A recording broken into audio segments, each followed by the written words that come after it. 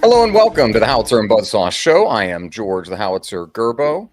And I am Mike, the Buzz-saw Asti.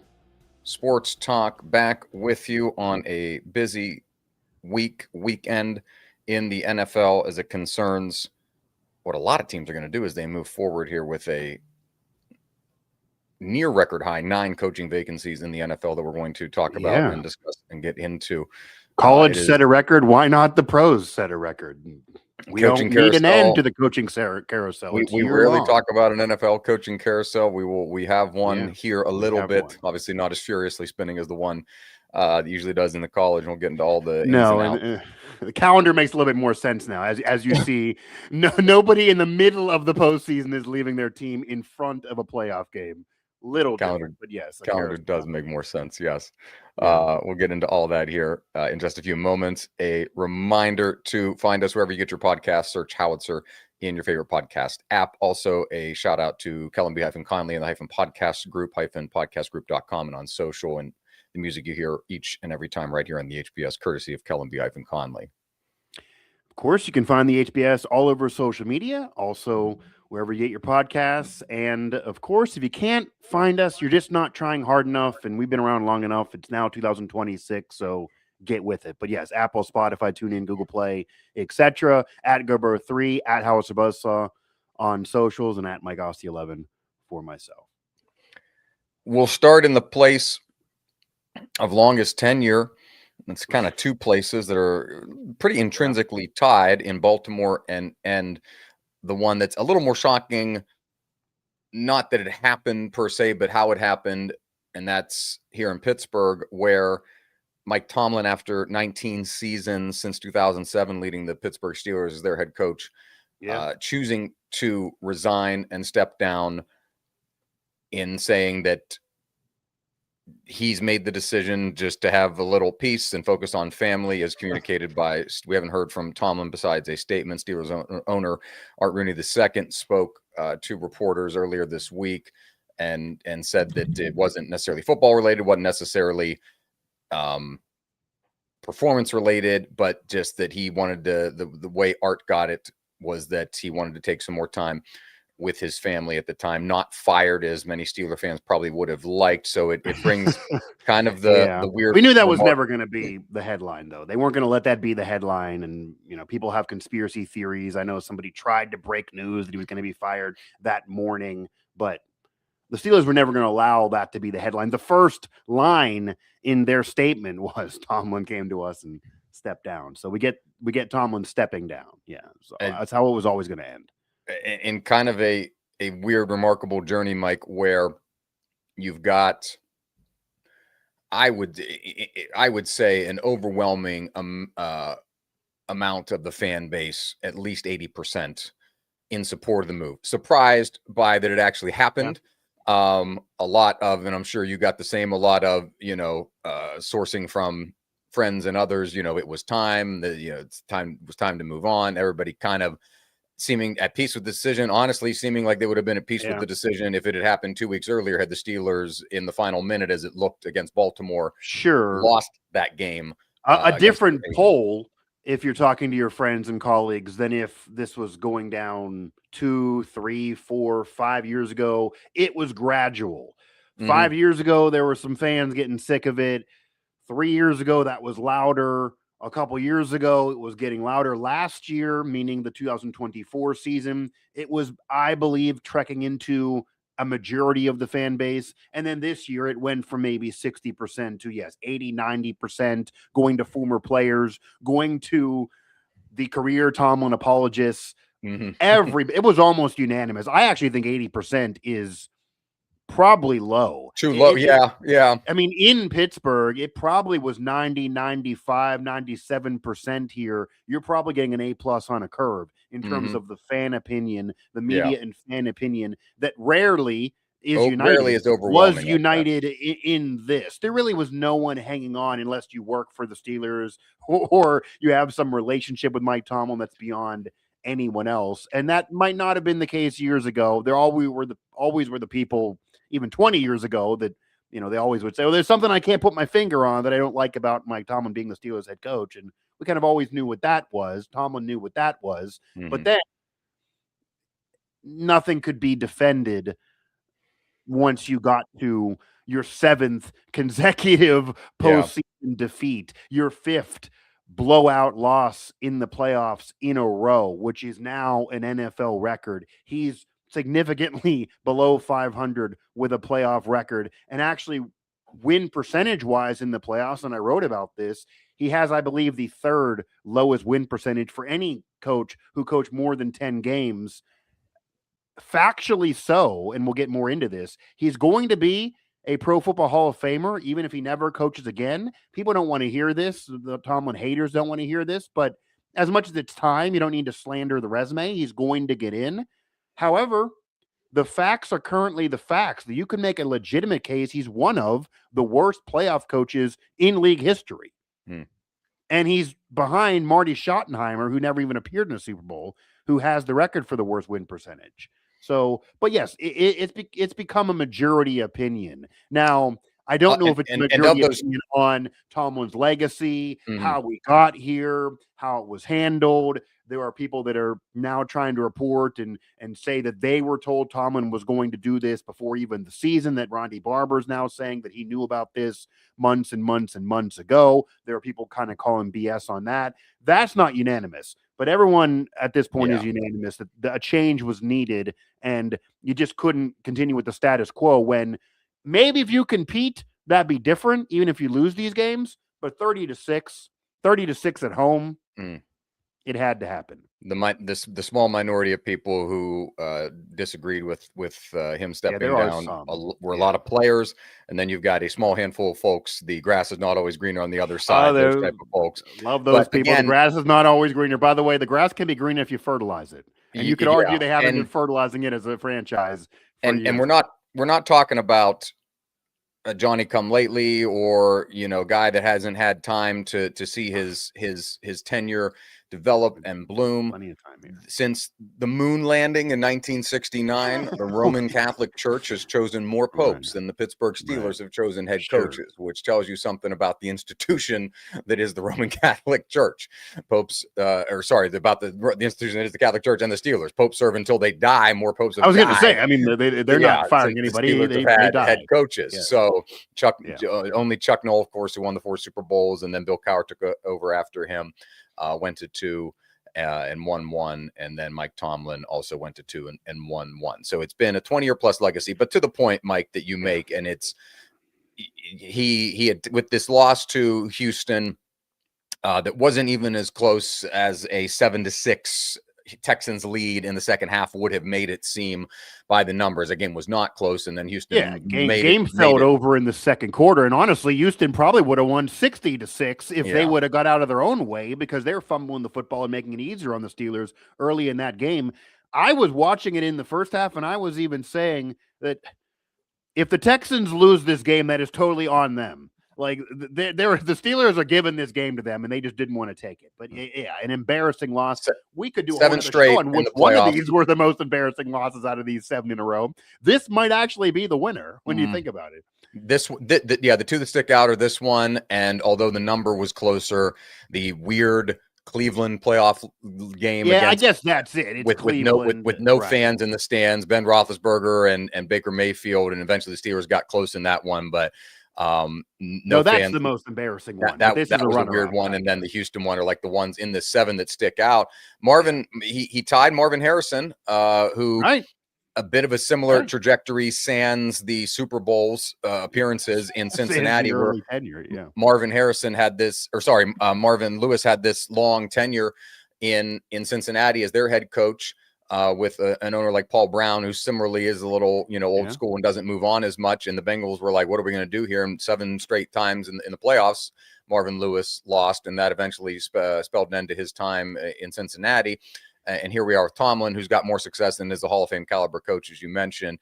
But at some point, they've just been in this, monotony of day to day. And specifically to Tomlin, we'll probably touch on that. Players, especially on offense, could have helped, and that's a decision that's a little bit more out of his hands over the past 5 to 7 years. But specifically, the faith that he has put in a variety of misguided offensive coordinators.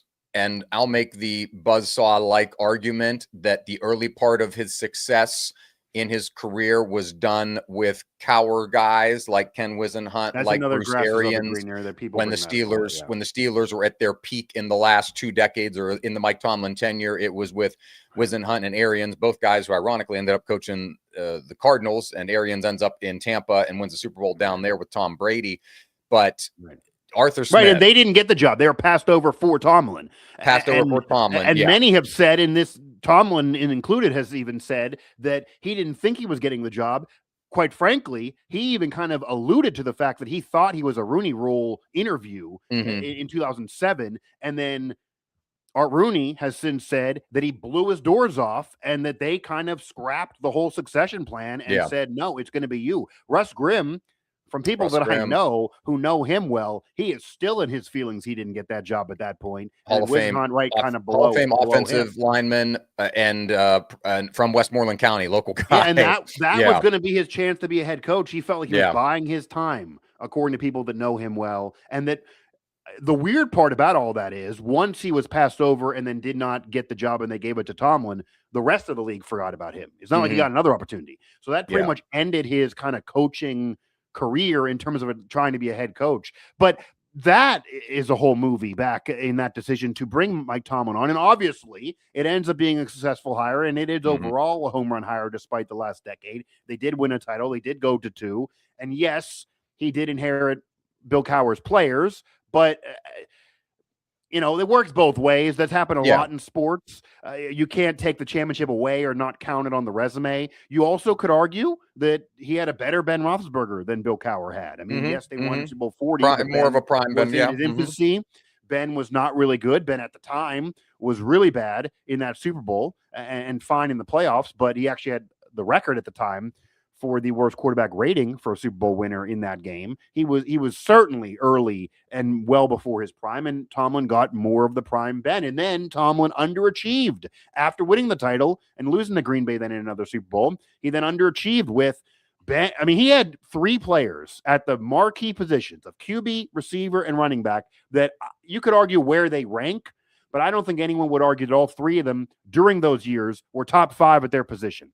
All 3 of them were top 5 at their position in Big Ben, Antonio Brown, and Le'Veon Bell. And Antonio Brown's effed it up, but it should have been 2 out of 3 Hall of Famers. And then you could argue all 3 of them should have went. So basically, Antonio Brown's personality that got exposed, and then Le'Veon Bell's agent probably screwed it from being 3 Hall of Famers. But Ben, of course, getting there. And they did not win a championship with those, with the Killer Bees. They got to, AB was early into his career as a role player, basically, in that Super Bowl loss to Green Bay. Bell was not there. And the 3 of them together clicking didn't get it done. And that was even a middle period where the Patriots were not winning championships. They had like a 5-year drought, and yet the Steelers didn't get there. That was when John Harbaugh, the previously mentioned John Harbaugh, managed to get one with the Ravens, and other teams were able to. That's when Peyton Manning went to Denver and then got one from them. So the Steelers were losing games even then in the postseason that you feel like they shouldn't have lost with a better roster. Still a great defense,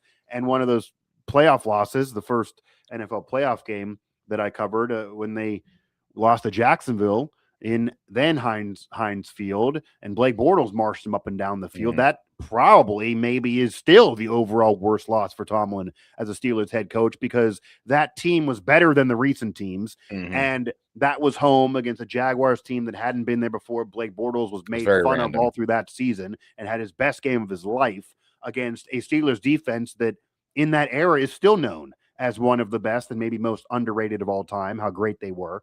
But to lose that game. So that's kind of the Tomlin story a little bit. You can argue his career is overrated because of the Cowher players, because of the recent losing drought, because of underachieving at times. But then there is part of him that maybe overachieved with certain rosters, because, the Tomlin defenders would argue that, the Cowher players, all that's fair. But the recent years when he lost those playoff games, most coaches wouldn't even have got in.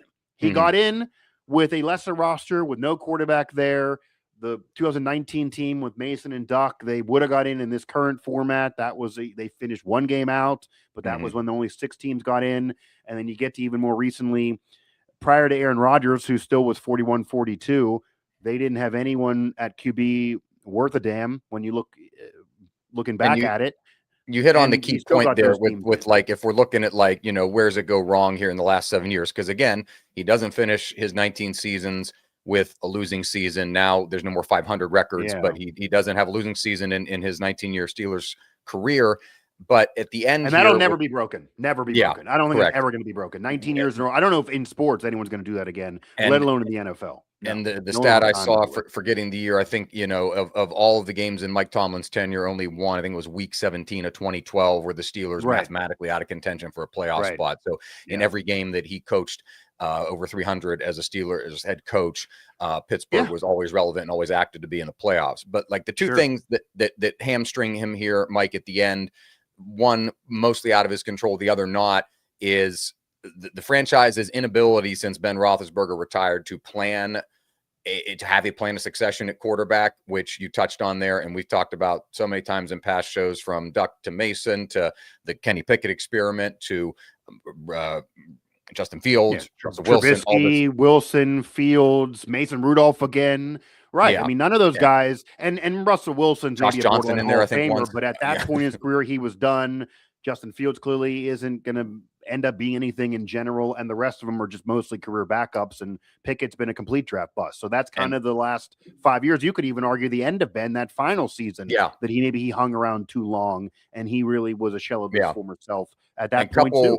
Couple of the quarterbacks on the offensive coordinator side that since Todd Haley, they haven't really had a dynamic. Ironic, is he's one of and the fans hated him, and he was the one who got fired for the Jaguars playoff loss. And by the way, they scored points in that game. Fans hated him, but like the offense was successful at a better clip than it was now. The Matt Canada years were god awful to the point. I'll be his defense attorney. I got to know Todd Haley a little bit in recent years, mostly this season, as I'm part of a good for him that we now go to pregame show, Steel City Sunday with him. Had him on my pod and been with him on Sirius XM a little bit this year. He's a really, really good guy. He laughs it all off. I'm in a wild group text with him that is fantastic, that I hope just continues on, as he's now going to be a coordinator for spring football. So he's gonna be able to get back on the sidelines. But yeah, he was very, very unfairly treated, honestly. Getting him to know him now, I almost want to apologize for some of my friends back in the day. I mean, the points were getting put on the board despite drama,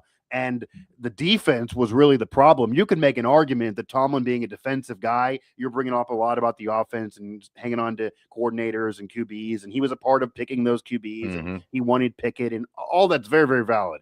But the defense slowly declined.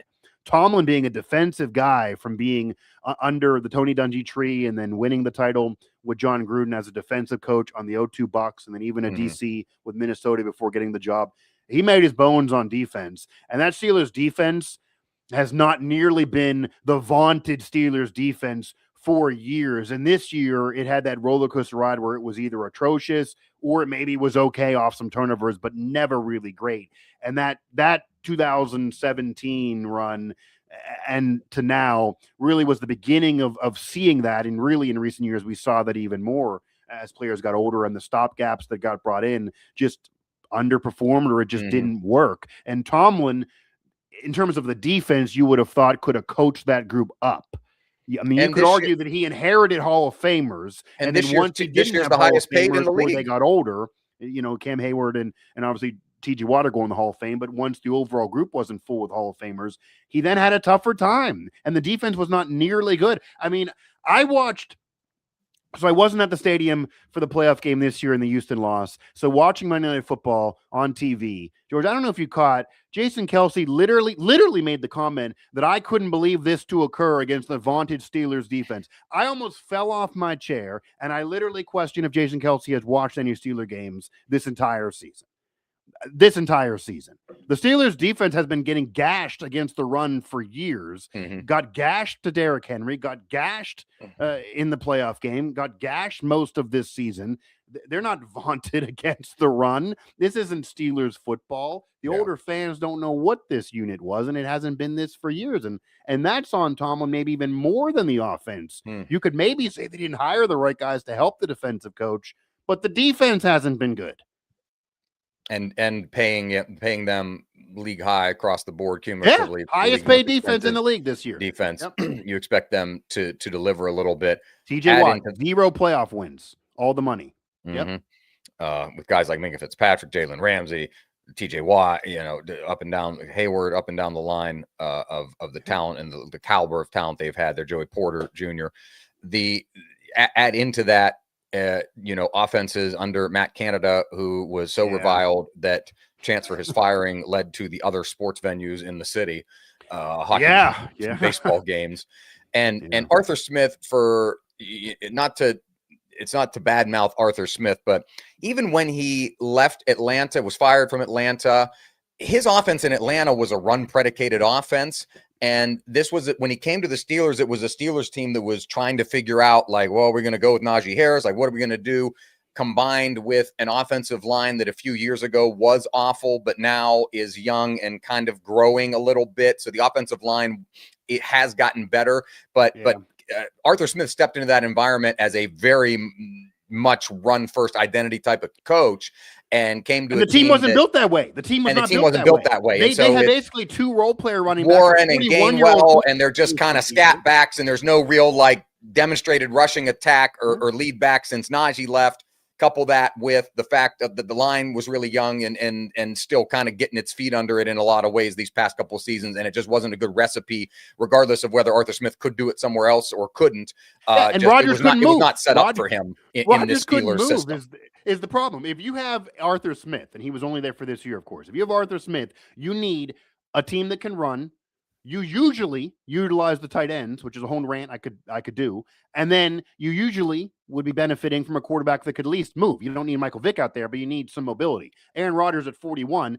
To Aaron Rodgers' credit, he was by far the best Steelers quarterback they've had since Ben retired, and even arguable prior to Ben retiring in his last two seasons being a little bit down from what Aaron Rodgers produced this year. And Rodgers was up and down. It wasn't like he was great. He was not nearly his MVP self, but he was way better than what they've had in recent years, which is part of how they even got into the postseason. But he couldn't move. They didn't have a running game to save their life. And then, they bring in Jonnu Smith as part of that Ramsey-Minka trade that I actually at the time thought was the hidden reason why they win the deal. He had 800 receiving yards a year earlier. I thought he would, even if he's an okay pass catcher, it's player for player. Minka and Ramsey are similar. You're getting a guy just as a throw-in. It could be a benefit to have two tight end sets. Instead, Jonnu Smith was awful. He was awful this year. And then Pat Freiermuth, who you paid all the money, they barely used.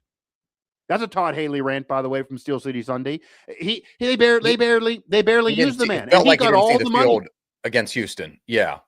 And at the end of the game, he got a couple catches, and that was basically when the offense finally moved. Washington filled in the role nicely, but how much more would it have been if you complimented him with Freiermuth, who's the established veteran of the group? Yeah, they basically demoted him when they brought in Jonnu Smith, and he didn't. I could argue, and I think they thought this. This is what I've heard that they kind of thought, despite Pat Freiermuth being a great guy. I do feel, George, kind of what I've heard, that they thought Pat Freiermuth would have a greater ceiling when they drafted him. He's yet to reach it. And they were maybe trying to kind of quasi-replace him a little bit, even though they gave him all the money. I would push back and say that if that's your opinion, why did you pay him all the money? And number two, once he's on your team with the contract, it's not like you traded Pat Freiermuth. You need to use him. You need to give him a chance to be the higher ceiling guy. Mm-hmm. I don't know if he's ever going to be Tony Gonzalez or those type of pass-catching tight ends that people thought he could be coming out of Penn State. But he could at least be better than he was this year, could help the offense be better than it was. They didn't have receiver depth when DK Metcalf had his suspension and that situation with the fan. They barely could move the ball. They went from mediocre to horrendous offensively, really, certainly in the playoff game without DK Metcalf. And all of that came together to lead to Mike Tomlin's exit, stepping down, departure. Now the Steelers are looking for only the third head coach since 1970, really 1969, before they brought in Chuck Noll, and then looking for a head coach for the first time since 2007 when they hired Mike Tomlin. And I do want to get to all of that, but I will add here that there are some parts of this, despite everyone now realizing it's time, and clearly Mike Tomlin even agrees and realized it's time, that I wonder where you are in terms of what you believe. So let's run through a couple of these. Sure. So Art Rooney II had his press conference, And he said that he literally said he was willing to give Mike Tomlin another year, that he was not ready for this meeting, that he was a little taken aback by it. Granted, he could maybe kind of see it coming because you get to know somebody for so many years, etc. So do you believe Art Rooney II in terms of being totally surprised, not expecting it, and the fact that he would have been willing to give him one more year? We all know he wasn't going to fire Mike Tomlin, but do you think, because some were speculating this, and there was even some national reporting on this, that if they would have lost to the Ravens, for example, that the Rooney family was getting frustrated themselves, they would have had the meeting, they would have told Tomlin, you need to step down, we don't want to fire you, etc. Based on what Art Rooney II is now saying, those reports would be factually inaccurate because he's saying he was willing to give it one more year no matter what. Regardless. They even asked him, what if you lost to Baltimore? And he said, no, I was willing to give it one more year. So do you believe that the previous reporting before the Ravens game were inaccurate and that he was going to give it one more year and that he was surprised by Mike Tomlin stepping down? I agree with Art Rooney in the fact that... Well, do you believe him, though? Oh, I do believe him because that's what I was asking. Do you believe him? Because it's contrary to the report. I agree with him, and I agree with his opinion and his sense, and I believe him simply because it save for the Steelers going 4-12, which I feel like I haven't seen in my lifetime. I don't think he would actually move on it. I think Art Rooney was perfectly which got to not fire him, but do you think he would have had the meeting and said, Mike, what do you want to do? This isn't going well. That was kind of what the Adam Schefter reporting is, to be fair to him. He was saying that if they lost to the Ravens, that the Rooney family was willing to have the conversation that would lead to a departure. I think that was the language. It wasn't a firing. But based on what Rooney's saying in the presser, that cannot be accurate because he's saying he was willing to give it one more year. What is true for you? Yeah, no, it's more what Art was saying is more true than whatever was reported. I believe that. Yeah, I'm just asking because reports are not meaning what he's saying. And it's got to be, to the chagrin of Steeler fans, that I think Art Rooney has just been perfectly content with. This team is right around there every year, winning the division, getting in the wild card, getting in the dance, and then on a wing and a prayer, let's see if they can advance. And that as opposed to 21, as opposed to building a team like New England or Seattle or whoever. With a young coach and whatnot that can get to 13, 14, 15 wins. Or you take a step back first. The Patriots were horrible with Gerard Mayo after Belichick. They were horrible. Yeah. They took a step back. And what did they do when they were horrible? They drafted Drake May, who has now become an MVP candidate. And now they legitimately could win a championship only a couple years later. And no one would have thought that. But they took a step back before getting there. The Steelers just don't take the step back. The Steelers, again, since Ben and even in the tail end years of Ben's time in Pittsburgh, just content to kind of add some bits and pieces here without upsetting the entire apple cart and hope it leads to some level of success. And yes, it did lead to some level of success in terms, if you want to consider a division championship a success or a playoff berth a success. Oh, they do. They consider it one. Yes, which they do, but not the historic level of success the fans have been used to. And so that's why I'm more inclined. Did you read the release? In addition to the press conference, the release before even getting to that he won a championship in the 6th Lombardi, the sentence above that was 8 division titles. They were in order of numerical number, and I get that. For running they should start hanging the banners off the rotundas at the stadium.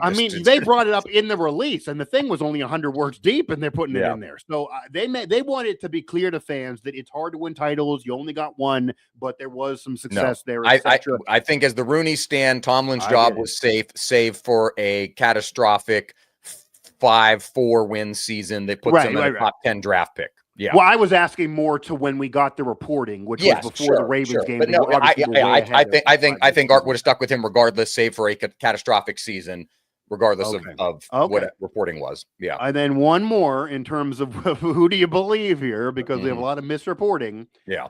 So a couple national media members and Rondé Barber, who, by the way, is a Hall of Famer that was under Tomlin on the 0-2 Buccaneers that won a championship. And they are very, very close friends. They are very, very close friends. He has since revealed that Mike Tomlin told him in the offseason.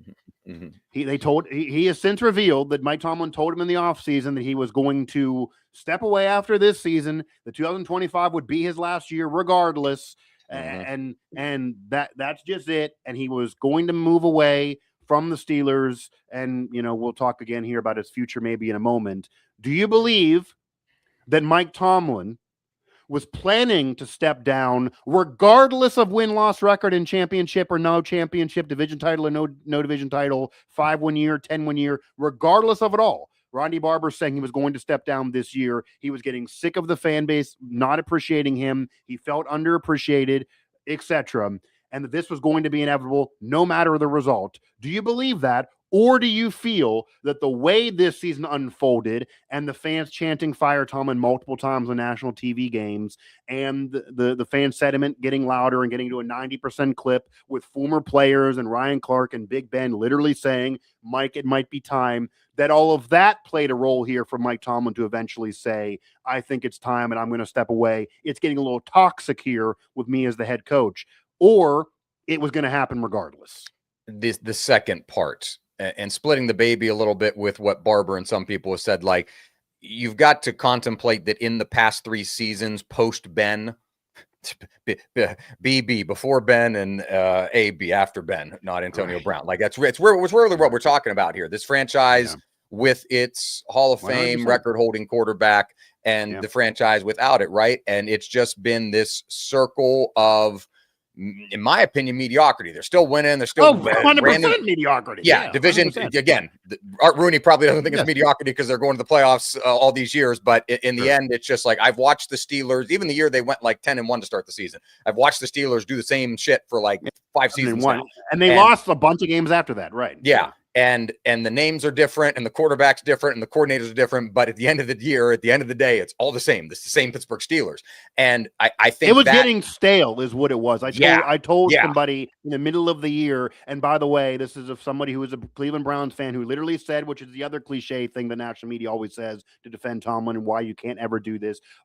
It could be worse, Mike. Like, look, we have a different coach every year. It could be worse, Mike, or even that he's going to get another job in 5 minutes. Watch him win titles like Andy Reid elsewhere. And I always came back, well, the Eagles still parted ways with Reid, even though people said, oh, he'll get a job in 5 minutes. He did. And look at the Chiefs. They had a dynasty. The Eagles won 2. They were better off without him. He's better off without them. It can work out. It just eventually is getting stale. I even told him I'd be fine with a 4-win season if it leads to more success, just to have something freaking new. A new answer in a press conference, a new catchphrase that's thrown out there, something different, something new. It just was getting stale. And I'm not saying that franchises who fire coaches every year are doing the right thing. No, that's ludicrous. That's why we got so many coaches, coaching jobs that are open this year. A lot of those franchises probably are making mistakes firing coaches so often, but it doesn't mean you got to go to the whole flip side of 19 straight years when you have 7 straight losing seasons or 7 straight playoff losses and no losing seasons, but mediocrity and nothing beyond. So it was just flat out stale. That's what it was. Yeah.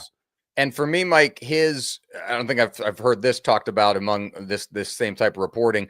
His body language for me has been different over the past few weeks of the season. The beating of his chest after the Ravens game and looking at the camera, like guy misses a field goal. Like he misses the field goal. He's a demonstrative guy. He's going to let you know where he stands. But like that was right.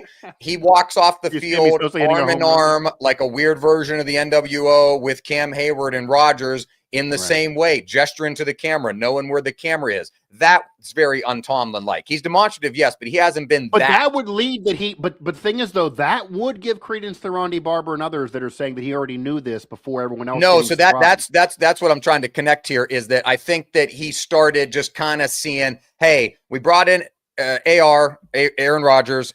It wasn't a 12 or 14 win season with a gunslinging offense like it's 2015 Aaron Rodgers again. Fair enough. But we're going to limp in here probably.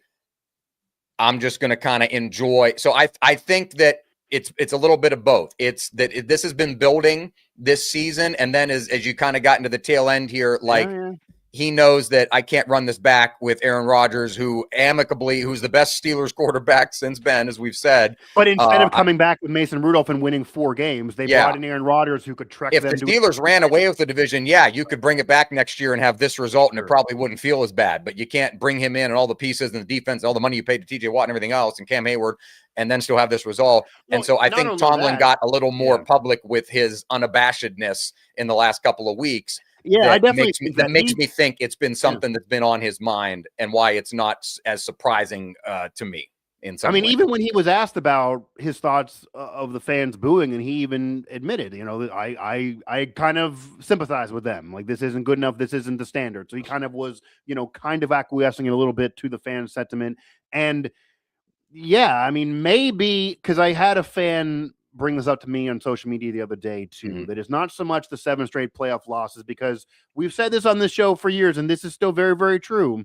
It is better to get to the championship round and lose than to not get there. It is better. How many to go teams to 4 out there would just Super like Bowls. to get in? Yeah. It is better to, George, it is better to be Marv Levy than Marty Schottenheimer. They have the same amount of championships, but Marv Levy got there 4 years in a row. That is an accomplishment in and of itself. And it is Marv also Levy's better. in the Hall of Fame for it. Yeah. It is, and Marty Schottenheimer's not there. It is also better to get in the playoffs than to not get in. I'm sure after the Ravens game, after the de facto AFC North Championship game, that John Harbaugh would have said, I'd rather win this and lose next week than not win this. Like, you want to get in. You want to get in. It's better than not getting in. I get it. That doesn't help you in the draft. That doesn't help you team building. But if you're a coach, you'd rather get in than not get in. I get all that. You're not trying to lose games. You want to win as many as you can, and he didn't win enough. But that point is to get in and then to not. However, maybe people would have felt better and the fan outcry wouldn't have been as loud this year. It's not so much losing 7 playoff games in a row. For me, it is the NFL record 5 straight blowout losses in the playoffs. You're not even competitive in these games. And we're talking a team similar to you and the Ravens that year. We're talking, yes, the Chiefs in the middle of their dynasty. Yes, we're going all the way, connecting the dots to some upset losses at the beginning. We're getting now to the Texans game, and yes, they're a great defense, but their offense was very suspect, and they were making mistakes. We're talking about that Baker Mayfield Cleveland Browns team, and the reason why Myles Garrett has that trump card over TJ with a freaking playoff win TJ doesn't have is because the Browns beat him head up in that bizarre season where the Steelers really probably shouldn't have lost the game, at least as bad as they did, even though the Browns were kind of good that year.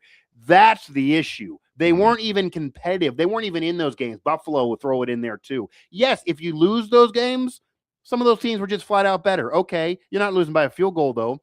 You're getting blown out, not even in those games.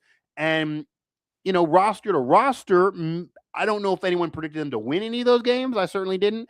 But they shouldn't have been losing by that many points in every one of them. That's part of the story, too. So Tomlin, again, it's not even a debate, George. We don't even have to have the debate. Based on the you want to talk standard is the standard. This is what I always tell people. Anyone out there who scoffs or thinks Mike Tomlin is not going to be in the Hall of Fame does not understand who is in the Hall of Fame and needs to do some research, or you're just flat out trolling. It's one of the two options, because Tony Dungy's in there.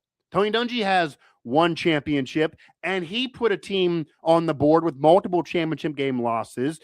Somebody else came in and won a title with his players, but he wasn't able to get them over the hump. He has fewer career wins, fewer appearances, has some losing seasons, all of that. He has a championship. He's in the Hall of Fame. Bill Cowher.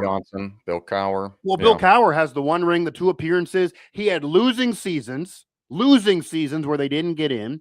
He also had 6 conference championship games and multiple defeats where people went into those games thinking they were going to win. You go to way back against the Chargers and then against others. And those are stains on his resume, but yet he's there nonetheless. Jimmy Johnson does have 2 rings, probably should have been more if Jerry Jones didn't fire him, but he was only there in a small sample size. He's basically in for 5 years of work. I mean, it's Pro Football Hall of Fame. It's not college. That's a different Hall of Fame. You're talking about 5-6 years going to Miami too, where he wasn't that great with the Dolphins, and he's in the Hall of Fame. So when you have certain coaches in the Hall of Fame, there is no legitimate way you can avoid Mike Tomlin, and no legitimate way you can avoid John Harbaugh too. And if you look at the era, I mean, Mike McCarthy, who maybe would want this job, he's not going to get it. But of course, he probably maybe could argue someday. But Tomlin even above them, because he has had so much success early in his tenure, the no losing seasons, what he's done in the competition committee.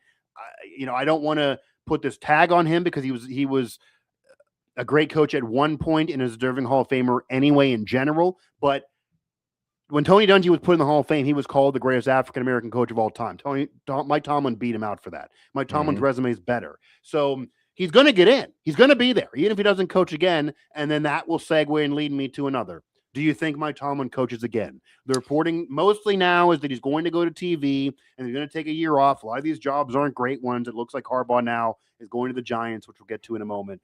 Do you believe those reports, at least for the immediate future? And then do you think he coaches again in general? Because Ronnie Barber, again, to bring him up, thinks Mike Tomlin will never coach again. That even though he's young, he's just done. He wants to be a one-team guy. He has a ring. He's kind of sick of the noise. He believes Mike Tomlin could have a 10-year run on TV and be done coaching. Do you think we see him on the sideline again? We're literally, it's a weird dovetail. Cowher was older, though, at the time of Cowher was older. Yeah. Cowher was local, of course, from Crafton, but older. But when he went to television, his first wife at the time had some health problems, and she had cancer. When he eventually passed, when he went to and eventually went to CBS and stayed there now and still is with the NFL today, I think people in the same way thought he would go back to coaching. But to your point, Tomlin is at a younger age here. I think somebody will make an offer to Tomlin that will have him coach every again. year, even if not this year, next year, every year. Because even McCarthy, even Mike McCarthy, which is everything's Pittsburgh Center Universe, Greenfield native, Mike McCarthy, same thing. After the Packers fire him with like 3 games left in the regular season, he waits out a year, just, hey, I'm going to relax, do the thing. Jerry Jones makes him an offer. He goes down, coaches Dallas. Again, mild level of success, make the playoffs a couple times, everything like that. With 12 wins, 3 years in a row. Yeah. And now he's been interviewed or going to take an interview with Tennessee, which has an opening. We'll get to some of these openings here in a second. No, I think Tomlin will coach again. The television will do him well. Apparently Fox is the major suitor based on the relationships he has with. I believe it's not this year in this cycle, but I think he'll coach again in the future. I think not immediately. And specifically, let's note that because of 2 years left on his contract, the Steelers had the option for the 2027 season. So Pittsburgh, he's still legally contracted with. Yeah, Pittsburgh, they could trade him. They'd have to negotiate and trade his rights, like Sean McVay, and do all that. So he can't just he's the coach of the Dolphins now or something like that. No, there's levels that need to be taken care of, and presumably the team wouldn't pick up his 27 option in the event that he wants to actually go coach next season. But he will not coach this season, and will end up somewhere. People say TV just because that's been maybe he takes a minute. Maybe like ending up on TV isn't like Gronk showing up every Sunday or something, maybe it's like, hey, even if it is, it's not like, I'm not saying it's not work, of course, but for that role, for the former coach, you're really sitting there, you're giving your opinion. Yeah, you're going to watch the games, but you don't have to do a couple of Zoom meetings during the week, fly into the studio on a Sunday. And it's not nearly as rigorous as what he's been dealing with for 19 years. So I wouldn't be surprised, like Cowher, that once he starts doing it, he likes it. You're going to make good money if we're doing way less work than if you're a head coach, for sure. You're going to be back with your family.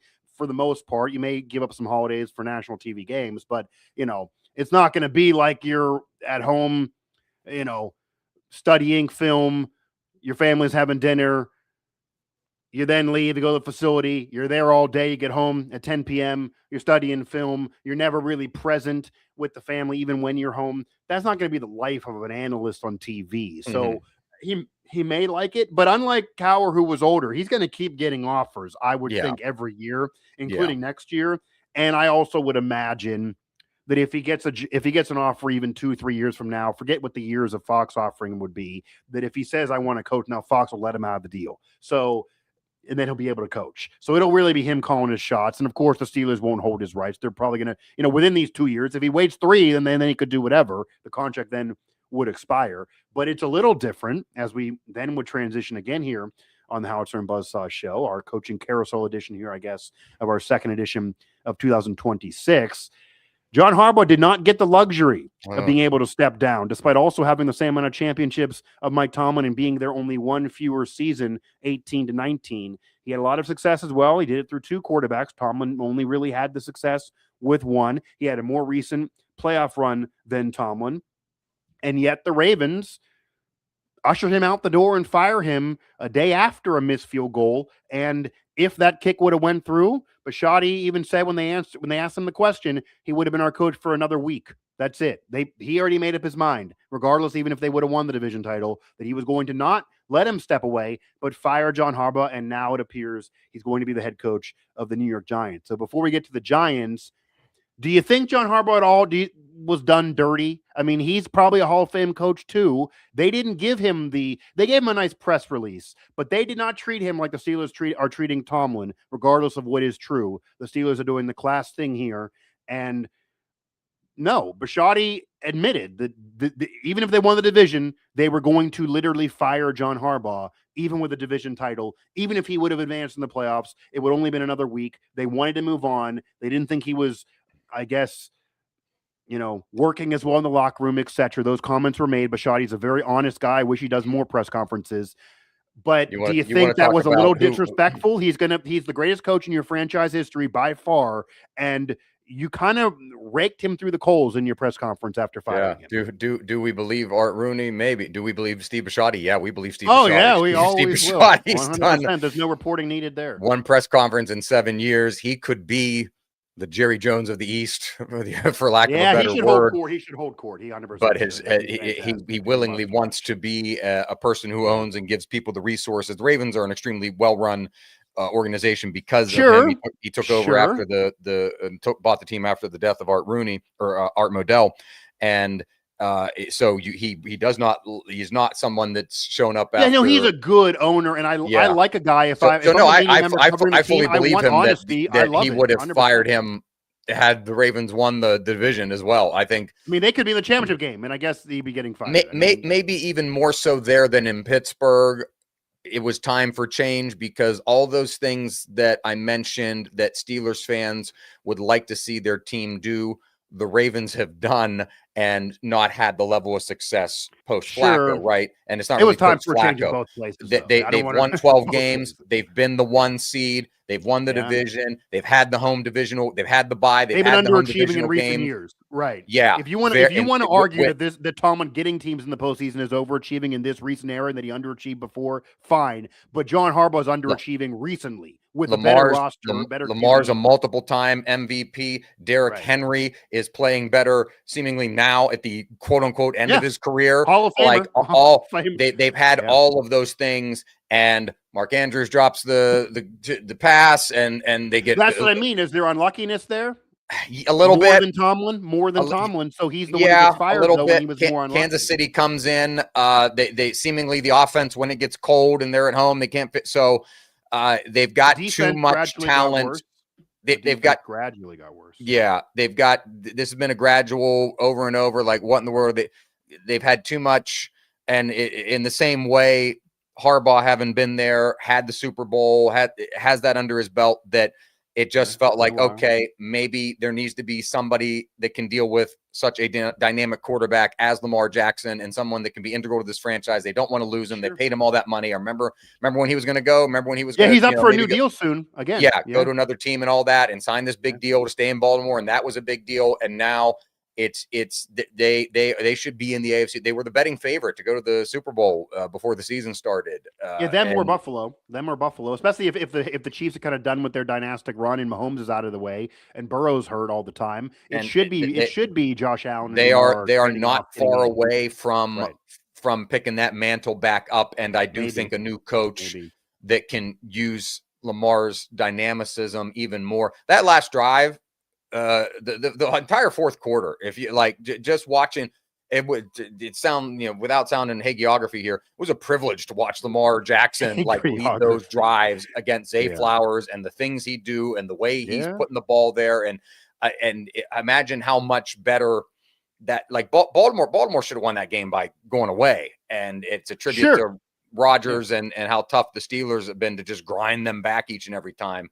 And for the Steelers to be able to stop Derrick Henry on some of those third quarter drives. But No, No, I think it was time for Harbaugh. The only counter I would give, though, is a team, and I think a new coach can level them up into the team they want to be, which is in the AFC Championship and a Super Bowl contender year in and year out with the talent that they have. 100%, and they should be there. And you could argue they don't know how much longer they have with Lamar Jackson. Even if he does sign again, the style of play does not probably give you another 10 years, regardless of age. I mean, he kind of plays with a reckless abandonment a little bit, and you don't want to lose the athleticism. He's not like a Tom Brady. Once you lose the athleticism and his mobility, he's going to be lesser than himself. It's not like he's a pure pocket passer out there. So it's a different situation with him. You kind of have to hit the ground running. Your window is smaller and you need to hit it now. The next coach they bring in has got to be all about maximizing Lamar Jackson in these next 2 to 3 years. The defense of John Harbaugh, of course, is there's some unluckiness there. I mean, Tomlin's getting blown out in playoff games. Harbaugh is losing by a field goal. When, they've had some weird bounces. Somebody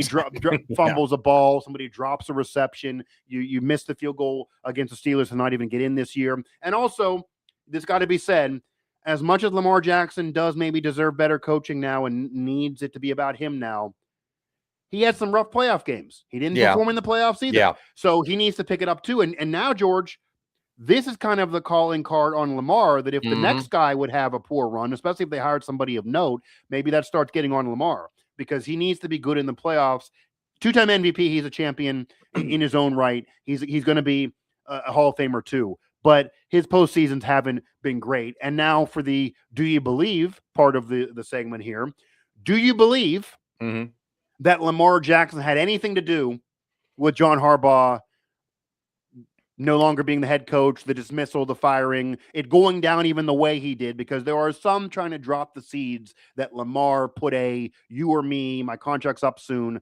I don't want to play for this guy anymore. I don't think so. And again, taking Bisciotti at face value, even more so than Art Rooney. He's not going to throw Lamar under the bus, though. He's not going to admit that. I take their input. I take their input. I listen to what they have to say. They don't have the power. I have the power. So he gathers the opinions. I believe this was Steve Bisciotti and Steve Bisciotti's decision alone. Also, that's not fully what I asked, though. I agree that the Bisciotti's not going to make a decision for somebody else. No, I don't think Lamar would have say that to him.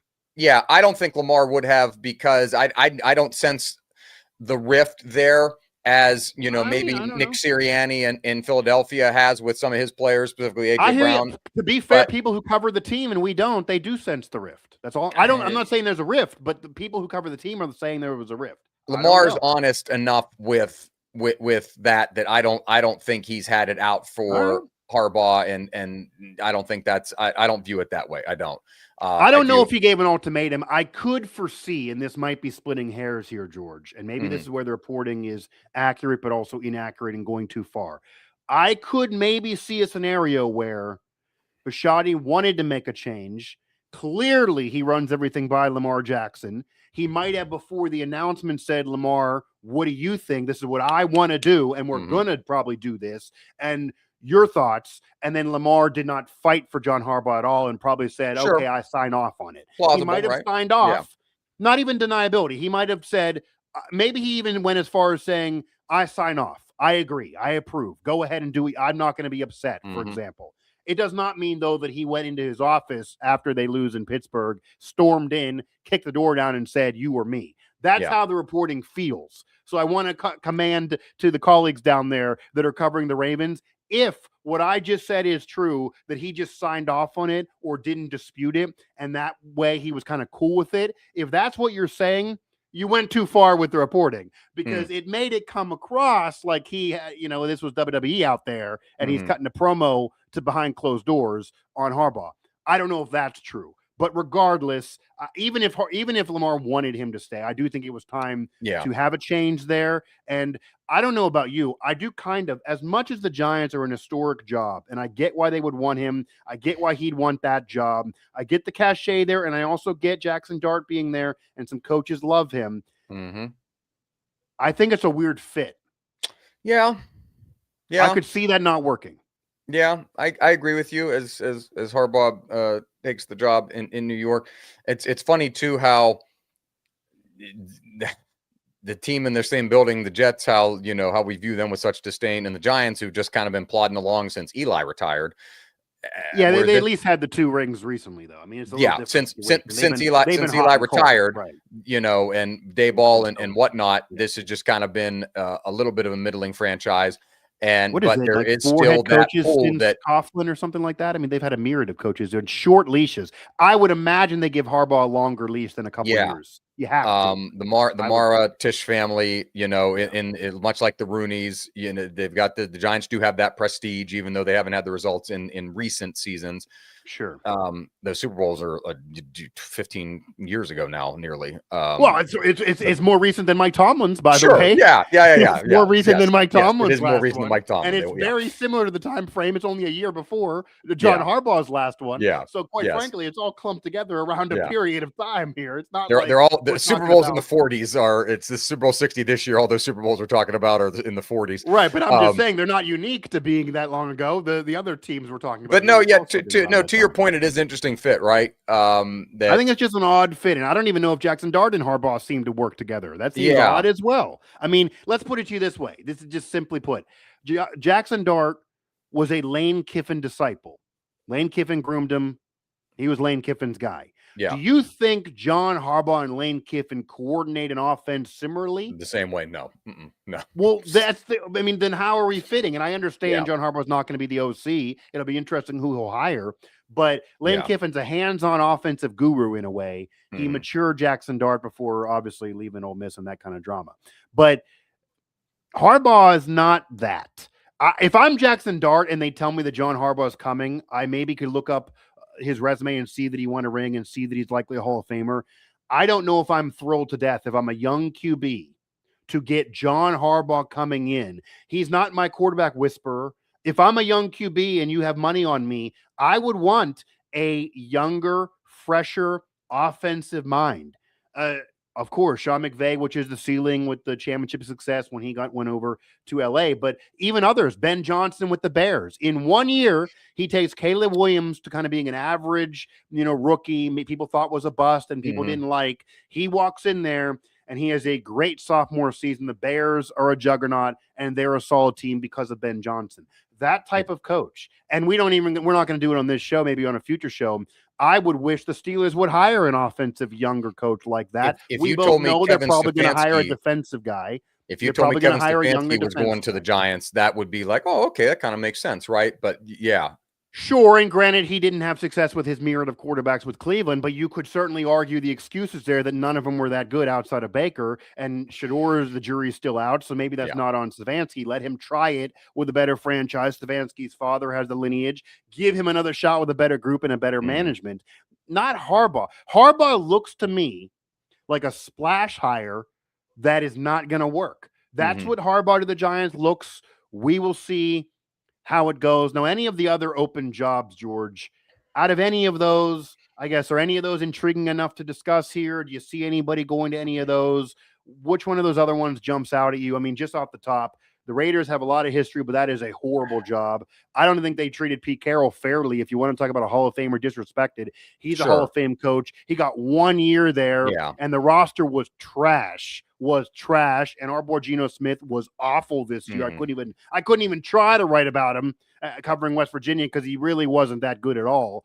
I don't know what you expect Pete Carroll to do there, but they're looking for a coach again, probably now a younger guy to fully rebuild finally, and maybe trade Max Crosby finally for some picks. But I mean, a lot of these jobs are kind of weak. I mean, the Giants is probably the best of the bunch outside of the Steelers. Those two jobs are clearly better than the other ones. The dark horse intriguing one, or at least the dark horse most intriguing one to me, is Atlanta. Yeah, that's fair. Where you have, we don't know what we're going to do with Kirk Cousins, but Michael Penix coming off the knee injury, Bijan Robinson, Drake London, they've got the weapons, right? And they nearly played well down the stretch. If they had won, I think they lost to the Jets. If they had beaten the Jets, who were one of the worst teams in football this year, they would be in the playoffs. Yeah, and that division's really bad. But they finished, with understanding that the NFC South's consternation this year, they finished tied for first place, but were out of contention to make the playoffs 3 weeks prior because of how bad their season was and the teams they lost to. All 3 of those games where they were out of contention at the end of the year, they played really well. Once they got out of contention, nobody wanted to play worry about this anymore. They, as the record will show it, they finished tied for first place in their division, but they had no business being. They were not in contention for it. Here's my. I like the roster.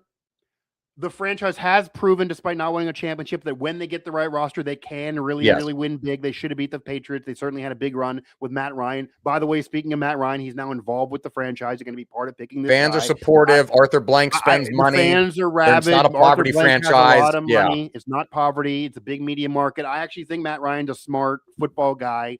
All of that. Here's why I would have some trepidation if I'm a legit head coach interviewing, and here's what I would ask them. And this is my opinion too, but maybe they disagree, but here's what I would ask them. Okay. What leash are you giving me? And the reason why I ask that is, in my opinion, you talk about doing coaches dirty and not giving them enough time. I don't think Raheem Moore's got enough time. You give him 2 years. I mean, he had Penix Jr. Yeah, they draft him, which was odd. I mean, I get he's the future, but you draft him after signing Kirk Cousins to all the money. Then you draft Penix Jr. That didn't really make sense. Penix Jr. was drafted with the 8th overall pick after all the money to Kirk Cousins. So you have a weird quarterback dynamic there. Penix Jr. wasn't ready. He was maturing a little bit, but then he got hurt. Then you go to the veteran again. Then you start playing well. Yeah, you have Bijan Robinson, who's a great running back, but it was still weird to build your team that way because are you going to sign him to the next deal? Defensively, you're hot and cold. I don't know if they had a roster to go ahead and do what they thought they were going to do. They had to give him more time to me, especially the way they were playing down the stretch. I thought the way they played at the end of the season and the way that Kirk Cousins played at the end of the year, even knowing they were going to go back to Michael Penix Jr. next year, that Raheem Morris might have got one more crack at it. That's the one opening. I was a little surprised that they did fire him, and it took another day. It almost felt like they were thinking about it. Yeah. I think he's a coach that maybe on his second run will actually peak and do well. And I maybe would have kept him for one more year. I don't need 19, 18 years like Harbaugh and Tomlin. They were there way too damn long in this culture of sports. But it doesn't mean you got to fire guys 1, 2, 3 years in if the roster's not there and if they deserve more time. He's not like Pete Carroll where he's freaking old. He's a younger coach. I would have gave him one more year. So I would wonder if they're going to be knee jerk. If they're going to be knee jerk, I can't expect it to walk in there and all of a sudden be in the championship game. Is that what they think with this roster? I would want to know what they think. I would need some time here. Unfortunately, it's almost like you go to Atlanta to die as a coach in recent years, even though they did have that peak with Quinn. But also the aforementioned division where if they get to 9 or 10 wins, they'll be in the playoffs and win it next year. I guess that's why they fired Morris, though. That's the bar is not that high. Beat the Saints. The Panthers look good now. Dave Canales and what Bryce Young did there, but it is that kind of, and always has kind of been this division where a different team wins it, even when those teams were good, winning 12, 13 games back in the day. That does how it feel. As we get out of here, you mentioned the Raiders. I want to give you one that's another, like, throw your hands up and like Miami. Ugh. Yeah. That's no good. Tua said he might be willing to move on. They kind of. I agree with the firing there, though. I think Mike McDaniels had to go. I mean, he did not. His first year was great. Across the sky that was Mike McDaniel in that first season, and the cool dress and South Beach vibe and mumbling and cool and just like was too cool for school, and it ended up biting him in the ass in the end. And it just that team's lost its way and been irrelevant for 2 seasons now. A lot of it tied to Tagovailoa and his injury situation, rightly or wrongly. And Hill got hurt. And Hill got hurt as well. Tyreek Hill got hurt. And Tyreek after the arrest got hurt. The wrongful. Well, arrest. You can't control him in terms of getting arrested and having kids. By the way, those are 2 things that he's going to do for the rest of his life: have kids and get arrested, whether he plays football. Or not. And so here we are with the Dolphins again, who haven't made the playoffs in 2 decades now, and it's just where do they go from here?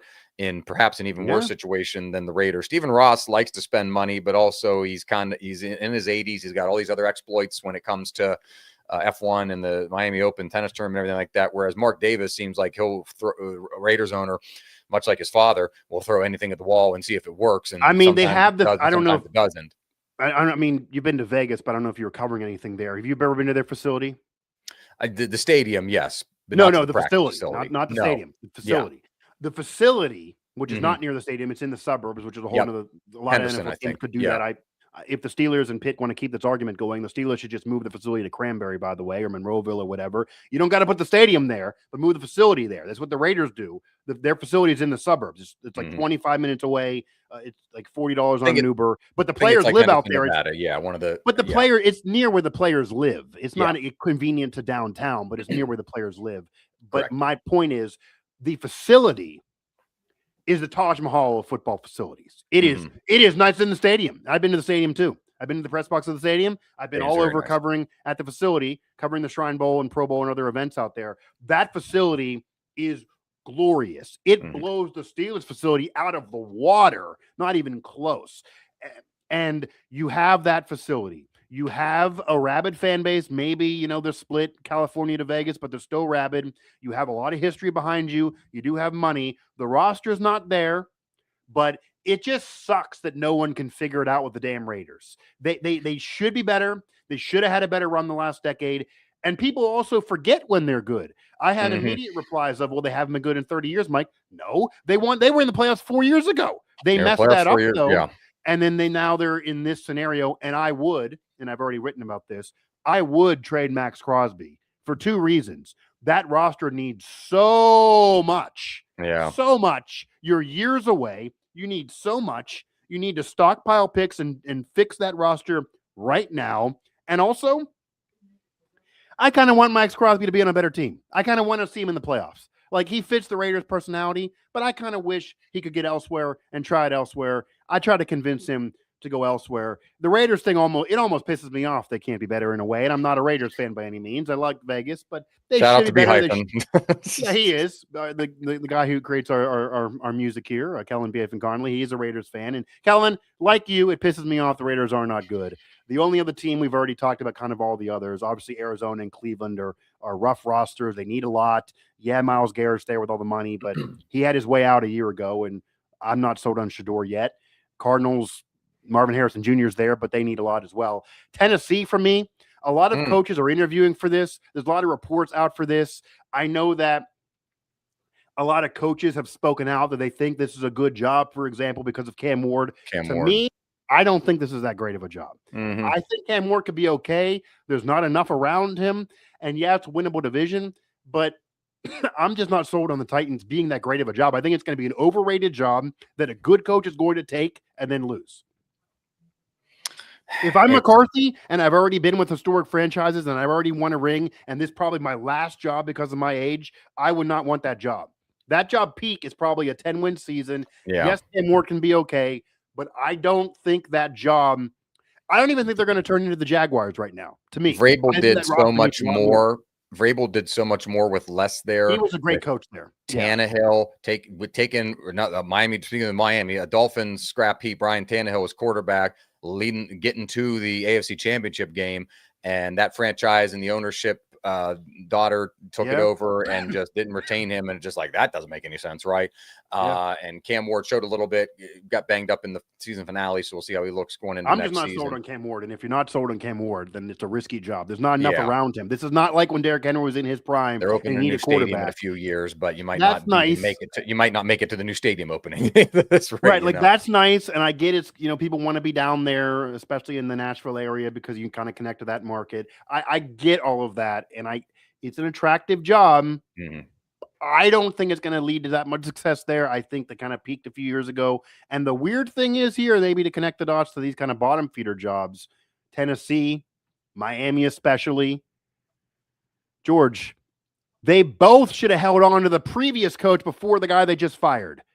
Obviously, Vrabel was doing well. They should have let that continue on. And then Brian Flores is one of the coaches. He's interviewing with the Steelers. The Steelers have requested to interview him. If you want Tomlin 2.0, it's basically Brian Flores. He would totally fit that bill if you want Tomlin 2.0. I would prefer an offensive coach for Pittsburgh. They're probably going to go defense. Wouldn't be shocked if it is Flores. However, Miami had him there. He won 11 games there. He was fine there. They went knee-jerk, and they fired him for Mike McDaniel, who, yes, was great year one, but then it dropped off like Brian Flores. they had a very similar run, the two of them, and they probably would have been better off just keeping Brian Flores and letting him continue it on. They cut him too quick. And I don't mean, that whole drama at the time was a lot of controversy and people bringing up racism and all of that. I'm not even talking that. I'm talking straight football. I would have let him go one more year. Straight football. I think they weren't too quick with Brian Flores, and same thing, of course, with Vrabel in Tennessee. And I guess last point here, George, last question as we round out this coaching carousel edition of the HBS. And of course, we'll have one in the future here coming up after a national champion is crowned in college football, which, by the way, we are recording this on Thursday before the game here on January 15th. And I will add that the national championship game should be played right now. This should be when the game is going on. You could have put it tonight. I get not Friday. I get not Saturday. Tonight. I get not Wednesday or Tuesday. Yeah. They had playoff games on a Thursday night. You can certainly put this on tonight. Yeah. People would have been tuned in and watched this. Do it tonight. You don't need to go to Monday. I know it's always Monday. You don't need to go to Monday. There doesn't need to be 10 days in between on any of this. Could be tonight. But nonetheless, I will digress. The worst job opening for you. The worst job opening, which one is the absolute worst job that if you're a legit head coach and you're offered it and you would think, if I do this, my career is sunk. The worst job that's open for you. Is it between Arizona and Cleveland? Is there another one that we've already talked about? What is the job that you would legitimately turn down if offered this position? Because all the other ones have some sort of redeeming quality. There's Miami, Ross is older, you but at least get to live in Miami. You can live in Miami. They've got a good facility. He's willing to spend there. Yeah. We mentioned Tennessee. There's some, the new stadium, I guess, is something. New stadium, but you have a young quarterback, right? Can you be the person that takes this young quarterback and turns him into something, right? Yeah. Obviously, the Ravens' job is good with Lamar Jackson. Ravens' job is good. Steelers are still in a store. Steelers are good. Vegas, you mentioned, like Mark Davis is willing to throw everything at the wall there. If they, God forbid, if they wanted to go get free agents, they could, but they're not in that posture right now, right? It really, if they do well in the draft and they trade Max Crosby, maybe, again, people are going to want to play there. To me, again, Arizona, Cleveland. Yeah, it's Arizona versus Cleveland. It's going to be Cleveland. God bless Cleveland. Arizona, we don't know. I mean, it feels like they're going to move on from Kyler Murray. You can't keep going down this road with it. So does that mean they trade for a quarterback? Do they draft in a light year for quarterbacks in the draft? What do they do there? But man, no, the Browns are going to continue to Brown. Jimmy Haslam cannot get out of his way, regardless of what the situation is. God bless Kevin Stefanski. Kevin Stefanski was a 2-time coach of the year. The Cleveland Browns fans that I know, and I know that Joe Carpini and many others who know people there, obviously he's not a Browns fan, but people that know that group, I want to hear their opinions on this, because I think a lot of the Browns fans are gotten reasonable with their hatred of Kevin Stefanski. 100%.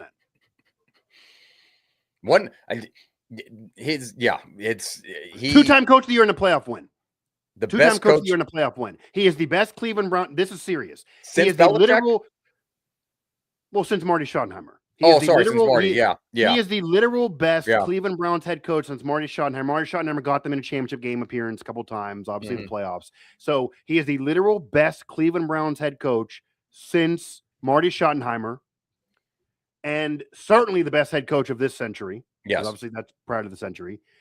Won a playoff game, in the playoffs multiple times, 2-time coach of the year. You could argue coach of the year awards, like whether that's fair or not, because obviously coaches get those awards when the team's bad and the roster's bad if they win 6 games. It's not like he doesn't have to be a war beater. But like, it's easier to win a coach of the year in Cleveland than it is with a championship team, because you're going to vote and say, well, the guy's roster wasn't as good as that guy, so you're not going to the win total as much. But again,